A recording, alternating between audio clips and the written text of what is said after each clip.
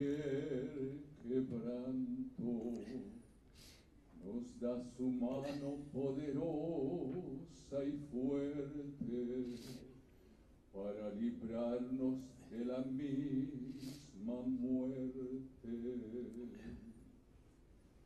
Cuando la noche se aproxima tenebrosa, en elevarle mi oración, mi alma se goza. Me da su fuerza, me alienta con el sueño, pues es Jesús mi Redentor y Él es mi dueño. Y al despertar por la mañana siento que Dios invade mi alma y sentimiento. Y al despertar por la mañana siento que Dios invade mi alma y pensamiento. Veo la sangre de sus manos que ha brotado. Veo la sangre borbotando en un costado. Una corona con espinas en su frente. La multitud escarneciéndole insolente. Pero qué dicha cuando al cielo sube, lleno de gloria en majestuosa nube. Pero qué dicha cuando al cielo sube, lleno de gloria en majestuosa nube. Amén. Amén. Amén. Saludamos a nuestro hermano Oscar, que el Señor le bendiga por esta hermosa alabanza. Vamos a dar inicio entonces al espacio de preguntas. La idea es que no tomemos más allá de 20 minutos, como reitero, y esperamos tener unas 4 preguntas durante esta ronda. El día de mañana se va a terminar el seminario en horario AM. Vamos a comenzar a las 10 de la mañana con otra ronda de preguntas y con el último tema de este seminario. Por lo tanto, los hermanos que no puedan alcanzar en esta oportunidad pueden venir mañana y anotarse o hablar con nosotros para las preguntas que puedan quedar en el tintero. Vamos a dar espacio entonces a este espacio de preguntas, y el hermano que tenga alguna pregunta puede levantar su mano derecha. Buenas tardes, pastor, buenas tardes a cada uno de ustedes, feliz sábado. Bueno, me gustaría un poco aclarar la confusión que tengo desde ayer con la pregunta que hizo un hermano acerca de que si nos conviene a nosotros quedarnos en la Iglesia Adventista como corporación o no. Me gustaría saber, de acuerdo a todo lo que hemos estado tratando bíblicamente aquí, en este lugar, si la Iglesia Adventista del Séptimo Día es Babilonia o no es Babilonia, porque hay pastores que dicen de que el sistema de doctrinas que tiene la Iglesia Adventista, las 28 doctrinas, ya en ese sentido no podemos decir que la corporación adventista es Babilonia, pero por la conducta que tiene de adoración el pueblo adventista, que al final es completamente antibíblica, y todas las corrupciones que denuncia el segundo ángel acerca de eso, podemos decir que la corporación adventista es Babilonia. Me gustaría sobre todo leerle lo que dice acá en el evento de los últimos días, en el capítulo del fuerte clamor, en la página 203, que dice: el último mensaje de amonestación de Dios. Dice: Dios le ha dado su lugar en la línea de la profecía a los mensajes de Apocalipsis 14, y su obra no cesará hasta que concluya la historia de esta tierra. El capítulo 18 de Apocalipsis indica el tiempo en que, por haber rechazado la triple amonestación de Apocalipsis 14, del 6 al 12, la iglesia alcanzará el estado predicho por el segundo ángel, y el pueblo de Dios, que se encontrare aún en Babilonia, será llamado a separarse de la comunión de esta. Este mensaje será el último que se dé al mundo. Lo que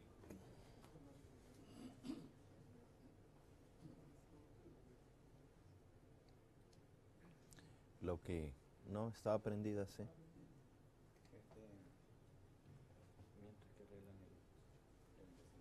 Ujú. Lo que constituye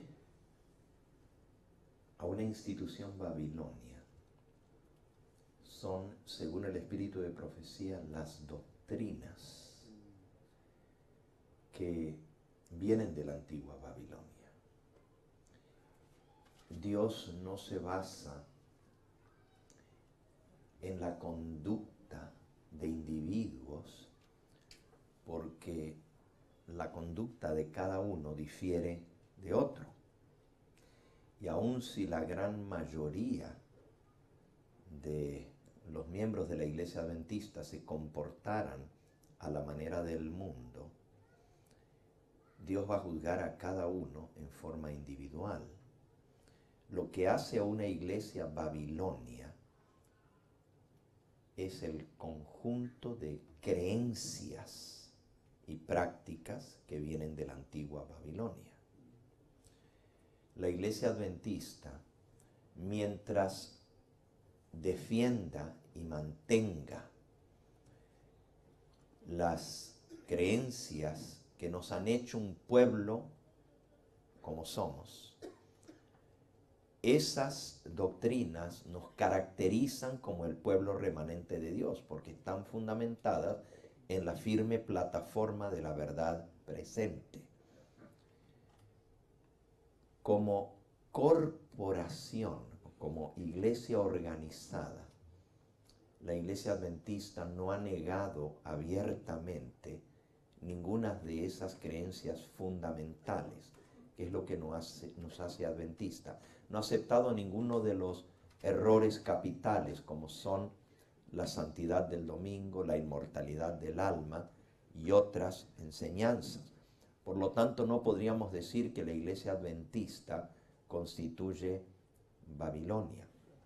Puede llegar el momento, y puede ser que llegue, cuando la iglesia se una en el movimiento ecuménico y pueda rechazar el sábado y aceptar el domingo. Entonces se habrá cumplido eso de la manera como tú lo has leído, que la iglesia, aplicándolo a la iglesia adventista, pueda caer en el estado de Babilonia.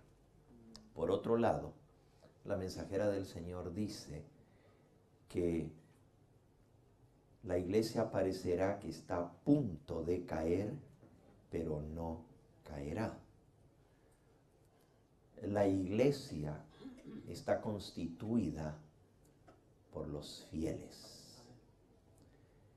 Hechos de los Apóstoles, página 10. A lo largo de los siglos, los fieles han constituido el verdadero pueblo de Dios. Y como la iglesia del Señor la constituyen los fieles que guardan sus mandamientos, la iglesia nunca va a caer. Una organización puede apostatar, como lo hizo la organización israelita. La nación de Israel como organización apostató. Y Dios la desechó como organización, como nación, como pueblo escogido. Pero no desechó a ningún israelita. Pablo dice, ha desechado Dios a su pueblo en ninguna manera, porque yo también soy israelita. Dios no ha desechado a su pueblo. En otras palabras, la iglesia del Señor no va a caer porque la iglesia la constituyen los fieles. Nunca va a caer porque los fieles nunca van a rechazar ni la doctrina correcta, ni el mensaje del Señor, ni van a vivir de acuerdo a la manera del mundo. La gran mayoría de los miembros de la iglesia adventista, tristemente, la profecía nos dice que ni uno en 20 van a estar preparados para la venida del Señor, y eso es una inmensa mayoría, es el 95%, uno en 20, pero dice ni uno en 20 son los que van a caer en la apostasía. Así que podríamos decir que sí, la gran mayoría va a apostatar, pero no podemos llamar a la iglesia adventista Babilonia mientras no viole uno de los principios en doctrina que constituyen a la iglesia remanente para hacerla Babilonia.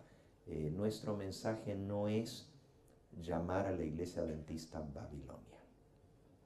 Hemos sido instruidos por la mensajera del Señor que eso le encantaría al diablo, que la iglesia sea llamada Babilonia, y Dios no nos mandó con ese mensaje. Nuestro mensaje es atacar el pecado, atacar la apostasía, pero no atacar la iglesia del Señor, porque aún dentro de la corporación adventista hay muchos fieles, tanto pastores como laicos que se mantienen leales y fieles al Señor. ¿Y quiénes somos nosotros para condenar? Mejor mirarnos nosotros mismos y nuestra propia vida espiritual, y de esa manera prepararnos nosotros para no caer en la apostasía y mantenernos fieles. Llegará el momento cuando cada persona tendrá que hacer su decisión por sí mismo, cuando los acontecimientos globales, y vamos a ser sinceros, vamos a hablar así directo. Si la iglesia adventista como organización se mantiene en pie después de la ley dominical, tendrá que estar unida a la globalización, al ecumenismo y al nuevo orden mundial, porque ninguna organización visible se va a poder mantener en pie después de la promulgación de la ley dominical. Así que si existe la iglesia como organización visible, como corporación, va a estar en plena apostasía. En otras palabras, la organización va a desaparecer si se mantienen fieles. Y si se mantiene la organización, va a estar en apostasía. Así que llegará el momento cuando todos los fieles tendremos que estar fuera de toda organización humana. Eso incluye la iglesia adventista. En ese momento podríamos decir que se cumplió la profecía donde la iglesia va a llegar a ser Babilonia. No aún. No aún. No sé si eso te ayuda a aclararlo. Muy bien. Muy bien. ¿Otra pregunta? Sí, ya está funcionando.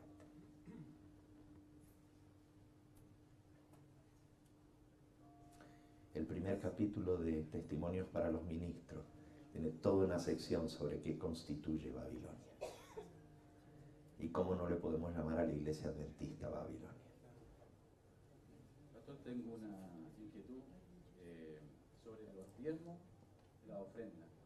¿Qué opina usted sobre porque dice, si estoy en pecado en el sentido de que si yo quiero apoyar un ministerio, pueda dar mi diezmo y ofrenda a ese ministerio, ya que la iglesia como organización siempre nos ha dicho, hermanos, que si nosotros no entregamos nuestros diezmos, nuestra ofrenda a la organización, estamos en pecado.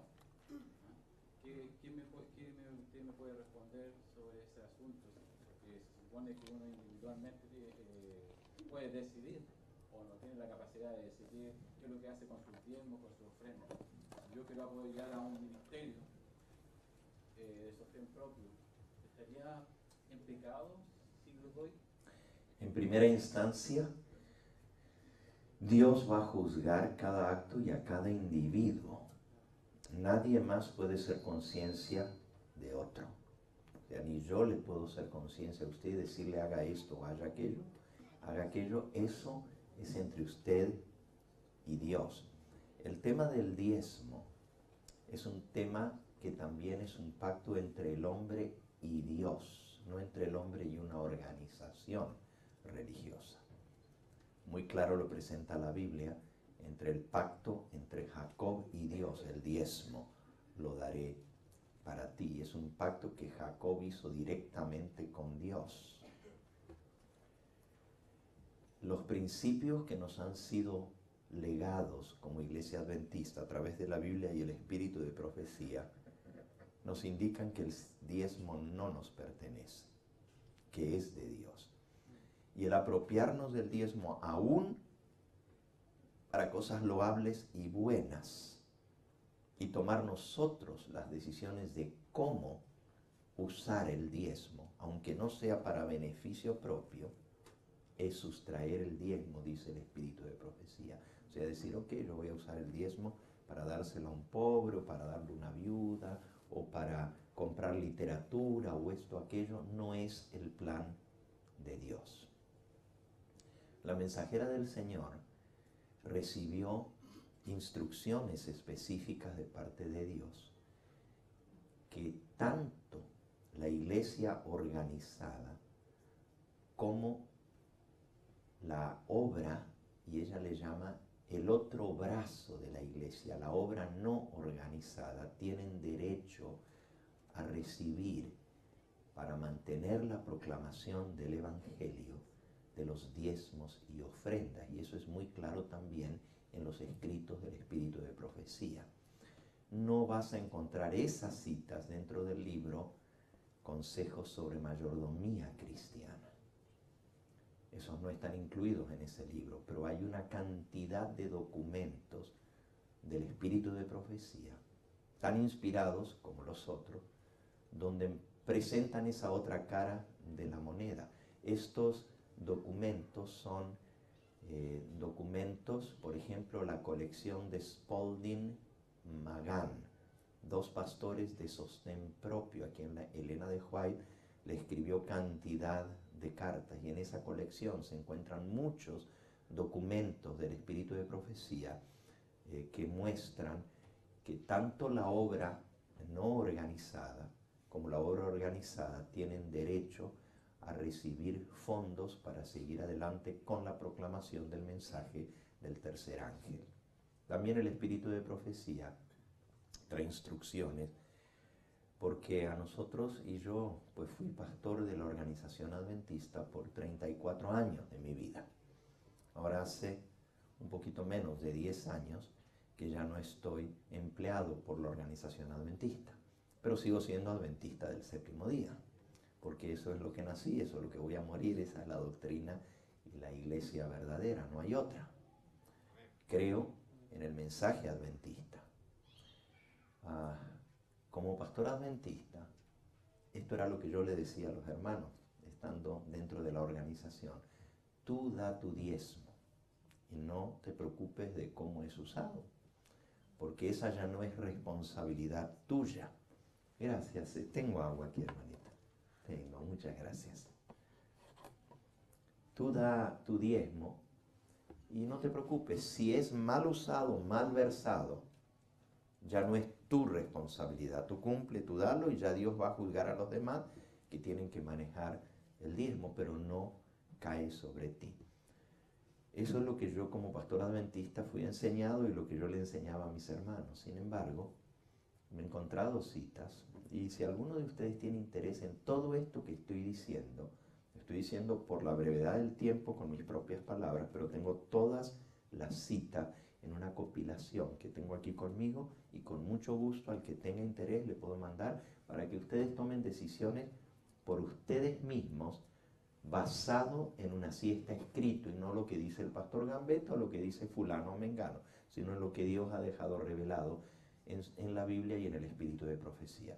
Pero me encontré con citas donde Elena de White dice que Dios nos va a pedir cuenta a nosotros como mayordomo, y que si nosotros tenemos información que el diezmo está mal usado y está siendo mal versado, y nosotros seguimos apoyando algo así, Dios nos va a hacer a nosotros responsables por el mal uso del diezmo. Y tengo esas citas, están en Joyas de los Testimonios, por cierto, algunas de esas citas, libros publicados del espíritu de profecía.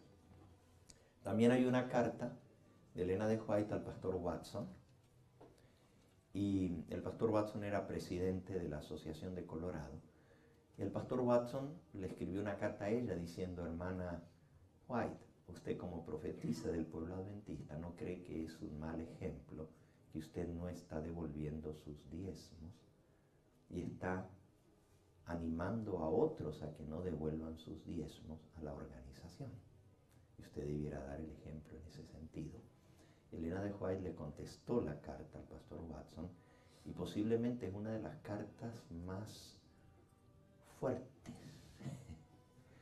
que ella ha escrito. En pocas palabras le dijo: no se metan lo que no le importa. No quizás con esas palabras, no con esas exactas palabras, pero le dijo: mind your own business.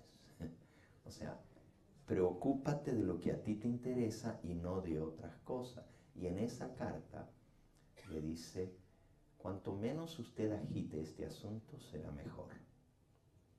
Yo he sido instruida por el Señor a utilizar mis diezmos para la obra de sostén propio. Pastores que no están recibiendo lo suficiente para mantener su familia. Y Dios me ha dicho que yo lo use de esa manera y así lo voy a utilizar. Ministerios de sostén propio. No solamente mi diezmo. Hay hermanas que por años me han entregado los diezmos porque han perdido confianza en la manera como la organización utiliza los diezmos. Eso ella escribió. Y yo he recibido esos diezmos, les he dado un recibo, los he utilizado para la predicación del Evangelio, en mantener a obreros de sostén propio, sobre todo en el sur de Estados Unidos. Y luego he dado un informe y le he mostrado a las hermanas que me han dado los diezmos cómo han sido utilizados. Esto lo hago por instrucción de Dios. Y usted no se meta en lo que no le importa. Dios me ha dado esas instrucciones a mí. Cuanto menos usted agite este tema, será mejor. Porque más personas se van a dar cuenta de cómo yo utilizo los diezmos y más van a querer hacerlo de esa manera. Así que deje las cosas como están y no cree una situación en torno a esto. Ese fue el consejo sabio que Dios le dio al pastor Watson cuando él se metió a investigar por qué Elena de White no daba sus diezmos a la organización. Quizás esto no sea la razón por la cual nosotros vamos a hacer lo mismo. Ella era profeta del Señor y Dios le daba instrucciones directas a ella. A mí nunca me dio una visión el Señor, ni menos sobre qué hacer con mis diezmos. Pero yo tengo el poder de raciocinio que Dios me ha dado para evaluar las cosas y tomar decisiones, y yo voy a tener que dar cuenta a Dios de esas decisiones. Una cosa es cierta: los diezmos no son nuestros, ni tampoco el único alfolí es la organización adventista. Hay otros ministerios que también tienen los mismos derechos según el espíritu de profecía. Eso es lo único que puedo decir al respecto. Si alguno de ustedes quiere leer todo el material de compilación de citas del espíritu de profecía sobre todos estos principios guiadores para el uso del diezmo, con mucho gusto comparto esa posición. Nuestro ministerio, el ministerio del Evangelio Eterno, no se mantiene de los diezmos. Nosotros distribuimos material, vendemos libros, Biblias, vendemos videos. Así es como pagamos a los obreros que trabajan en el trabajo. Pero hay hermanos que sí envían los diezmos a nuestro ministerio. Nosotros animamos a los hermanos a dar sus diezmos en las iglesias locales donde ellos asisten. Ese ha sido nuestro ministerio. Sin embargo, cuando envían diezmos, lo que sí les pedimos es que nos dejen saber que es dinero de diezmo para poderlo usar de la manera correcta, porque el diezmo no es para pagar la renta, ni para pagar la luz, ni para comprar papel higiénico. El diezmo se usa exclusivamente para el propósito que Dios dice en su palabra que debe ser usado el diezmo, para mantener a los pastores que se dedican tiempo completo a la predicación del Evangelio y para la predicación directa del Evangelio, para el evangelismo. Para ese es el motivo bíblicamente que se debe utilizar el diezmo. vamos respecto del tiempo a dejar las 2 o 3 últimas preguntas. Los hermanos que tengan alguna duda pueden levantar la mano. Yo estoy observando ya, hay 2 manos levantadas y vamos a dar este tiempo. Los que no alcancen, hermanos, mañana a partir de las 10 de la mañana, antes de la última conferencia, vamos a abrir otro espacio de preguntas. Muy bien. Pastor Gambetta, buenas tardes, un gusto tenerlo acá con nosotros. Mi pregunta es la siguiente, ¿ya? ¿Qué opina usted acerca de un ministerio que poco a poco se ha dado a conocer, especialmente a través del internet, ¿ya? Que es Para Mi Pueblo, For My People, ¿ya? Que está en este caso liderado por Ernie Cole, ¿ya? Él mismo dice que ha recibido sueños de parte del Señor, ha recibido algunas revelaciones, ¿ya? Ha plasmado obviamente esos sueños de forma escrita en esa página, ¿ya? También él, junto con el equipo de trabajo que él tiene, han sacado a la luz muchos documentales también, ¿ya? Donde habla, especialmente el último, que es Apostasía en nuestro medio.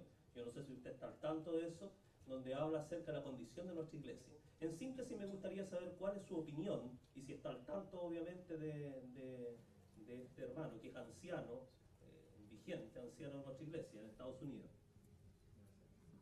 Ok.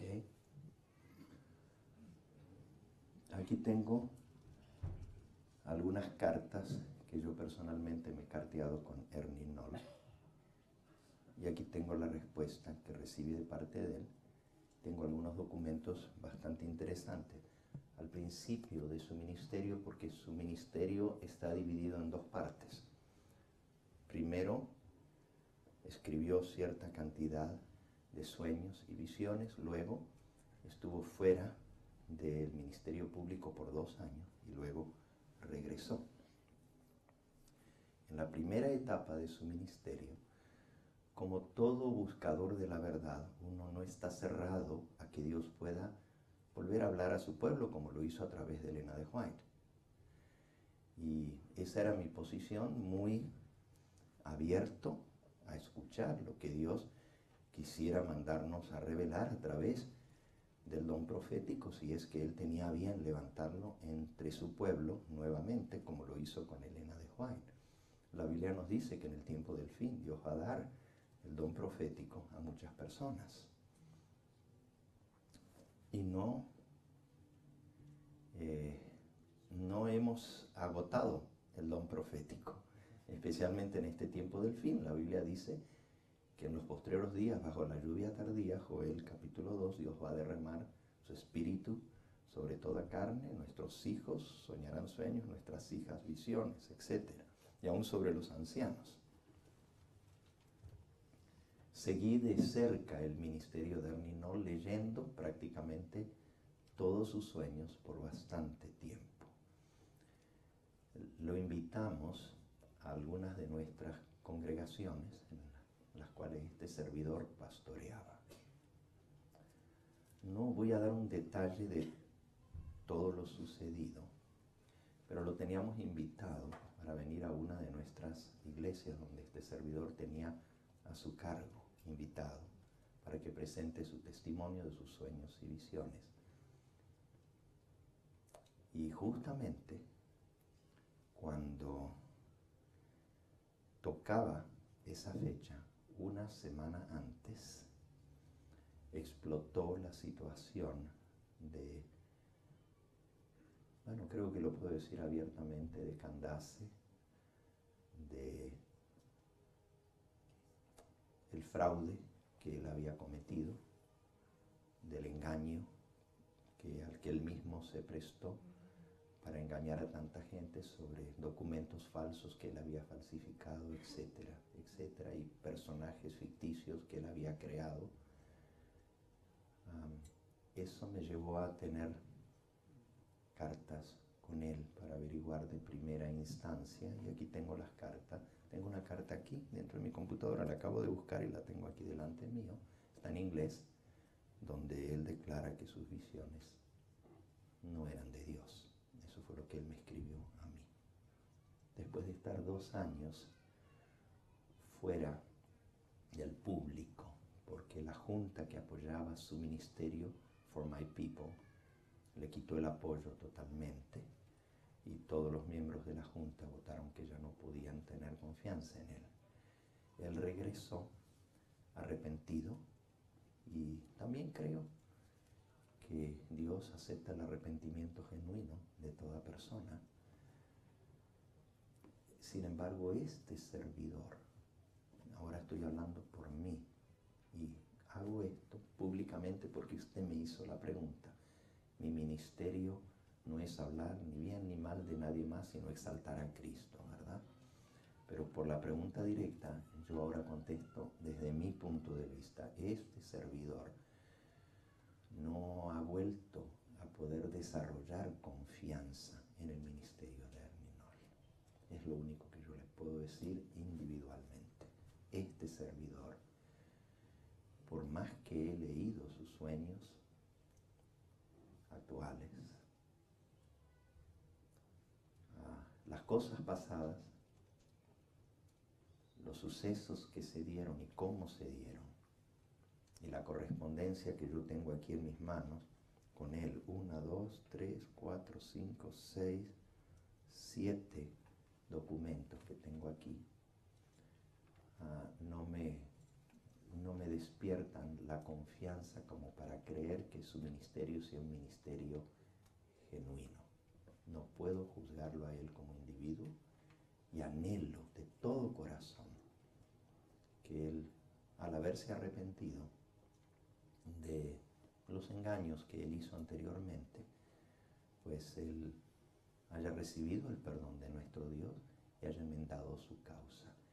Pero individualmente, ahora hablando por mí, tendría que ver mucho más para poder restaurar una confianza que fue rota por él mismo hacia este servidor. ¿Usted está al tanto del último material que le mencioné en la pregunta? Sí, no lo leo con tanto interés como lo leía antes, hermano, voy a ser sincero.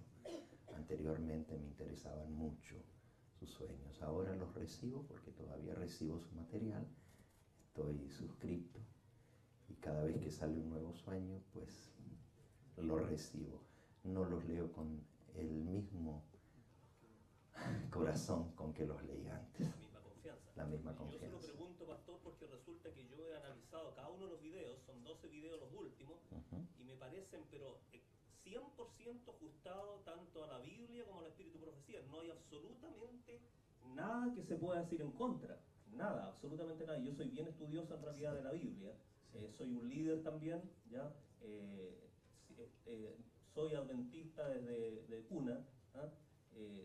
Estudio mucho las profecías. Bueno, yo le menciono esto precisamente porque todas las muestras señalan de que se ve un arrepentimiento genuino y incluso la obra que él ha desarrollado a través de este medio que es internet, ¿ya? Ha dado mucho fruto, ha fructificado mucho, ¿ah? Entonces por eso era la pregunta, si en la actualidad usted había analizado lo último que él había señalado en sus materiales. Sí, hermano. Una de las cosas que a mí me desanimó grandemente sobre su ministerio fue una confesión que él mismo me hizo, pues yo se lo pregunté por el caso de su secretaria y la carta que ella escribió. La mayoría de la gente no está al tanto de eso, pero posiblemente usted lo esté, sobre la carta que escribió su secretaria. Y yo le pregunté a él directamente sobre eso y esta fue su respuesta. Yo no tengo suficiente conocimiento de la Biblia y del espíritu de profecía. Por eso doy mis redacciones a que sean corroboradas y corregidas por otros que tienen mayor conocimiento. Para mí eso fue algo que me desanimó totalmente, porque un profeta de Dios, si necesitan corregirle el contenido, no la gramática como Elena de White. Eso, la respuesta que él me dijo fue, Elena de White también le corregían sus escritos, su secretaria. Sí, le corregían su gramática, su ortografía, pero no el contenido. Y yo le pregunté, ¿y por qué se lo corrigen? Porque usted habla perfecto inglés y escribe muy bien el inglés. Y me dijo, no, no es por corrección gramatical, es que muchas de las cosas se corrigen para que estén de acuerdo con el espíritu de profecía. Y para mí eso fue como una luz, no amarilla, sino roja. Porque una de las pruebas que da la Biblia es que lo que se escribe tiene que estar de acuerdo a la ley y al testimonio. Pero entonces me gustaría ver lo que él escribió antes de ser corregido para yo poder evaluar si lo que él dice está de acuerdo a la Biblia. Ese es uno de los puntos que a mí me echó completamente abajo. Y aquí tengo lo que él me escribió. Yo no estoy levantando un falso testimonio. Estoy diciendo mi relación directa con esta situación. ¿Y no será por algún motivo, a lo mejor? Esto es simplemente una hipótesis, porque Vamos yo he leído a- bastante de amedrentamiento, quizás. Tenemos la última pregunta, hermano. Vamos a hacer la última contrarrespuesta porque Ya. también hay otras preguntas y ya se respondió y por honor al tiempo vamos a darle siguiente a menos que usted quede todavía con la duda. Con mucho gusto, hermano, a nivel personal podemos discutir más el no, tema. porque hay harta evidencia, es como que mostrara lo contrario. En los documentales él se ve caminando, incluso mirando a diferentes lados y citando, cita al espíritu de profecía, pero de una forma sorprendente. O sea, el manejo es muy, se nota muy, muy profundo, ¿no? Entonces, es como Le sorprendente. agradecemos la pregunta. Vamos, en honor al tiempo, dar paso a la última pregunta para luego ver la conferencia de esta tarde. Y le aseguro, hermano, que no tengo nada personal en contra de Erninol. Al contrario, como anhelara poder confiar completamente, porque muchas de las cosas que he leído son exacto lo que está pasando en la iglesia ahora. Buenas tardes, hermano. Buenas tardes, pastor. Buenas tardes. De acuerdo a lo que usted dijo hace un momento, la charla que dio en el seminario, me surgieron dos dudas en realidad, pero voy a decir una por el tiempo. ¿Por qué ubica usted las trompetas previo al cierre de la gracia, siendo que en el calendario judío el shofar ocurre días antes del Yom Kippur? De hecho, en Apocalipsis capítulo 11, versículo 19, en el contexto de la séptima trompeta, se ve el arca del pacto en el templo. Esto da a entender que comienza el Yom Kippur escatológico, es decir, el juicio investigador, y finaliza en Apocalipsis capítulo 15, versículo 8, donde el templo se llenó de humo. Exacto. Estamos de acuerdo, 100%. Y tengo otra pregunta. O sea, no veo dónde está la contradicción, al contrario. Tú me estás confirmando lo que he dicho, que las trompetas todavía, el Yom Kippur no ha venido cuando suenan las trompetas. Si se hubiera acabado la gracia, entonces no podían ser las trompetas, porque primero vienen las trompetas y después viene el Yom Kippur, Shofar y Yom Kippur. Yo le entendí de que las trompetas ocurren antes del fin del tiempo de la gracia. Claro. Pero mi pregunta va enfocada en que las trompetas finalizan en 1844. De acuerdo a un análisis tipológico de las fiestas judías, porque en el calendario judío el shofar ocurre por lo menos unos días antes de que empiece recién el Yom Kippur. Y Te hago una pregunta. ¿El Pentecostés está en el pasado o está en el futuro?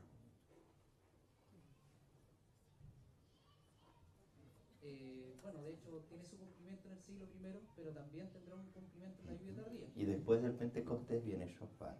Y todavía el Pentecostés no se ha cumplido, por lo tanto el Shofar también está en el futuro. Y lo otro, pastor, gracias por la respuesta. ¿Por qué aplica los escritos de Elena de White, que habla de los sucesos catastróficos, ya mencionó hartas citas de eventos de los últimos días, y las aplica a las trompetas, siendo que en ningún momento ella le da una interpretación historicista a las trompetas? Ok, nuevamente la palabra historicista se refiere a que se cumplieron en la historia en el pasado. Es cierto, Elena de White no da ninguna aplicación a las trompetas, ni menciona en relación con esos eventos que acabamos de leer, en eventos de los últimos días, menciona las trompetas. Eso es totalmente cierto. Dios le mostró escenas de cosas que van a suceder en el futuro. Por la similitud de esas escenas con las descripciones bíblicas, yo las he unido por la similitud de las escenas que describe Elena de White, aunque ella no dice que son las trompetas. Pero Elena de White sí dice que sonará una trompeta tras otra en el futuro, dice ella. Esas son las citas que leímos al comienzo el día de ayer, y hoy, esta mañana, leímos una o dos más, donde Elena de White ubica un cumplimiento de las trompetas en el futuro. No estoy diciendo que las citas que le hice Elena de White las aplicó a las trompetas, solamente mostré cómo la misma descripción y efectos de esos juicios, como se mencionan en la Biblia, coinciden con lo mismo que Elena de White vio en visión, aunque ella no lo aplica a las trompetas. Es más, Elena de White en todos sus escritos no habla de las trompetas. Lo único que Elena de White dice de las trompetas es que están en el futuro. Es lo único. Muy bien. Perfecto. Mientras el pastor se prepara para la conferencia que viene a continuación, vamos a meditar en una hermosa alabanza que tiene nuestro salmista, el hermano Luis, mientras preparamos nuestro corazón para el mensaje del Señor. Volvemos a reiterar el mismo mensaje, los hermanos que tienen su teléfono de celular que lo puedan dejar apagado o en modo de vibración, y para los hermanos que están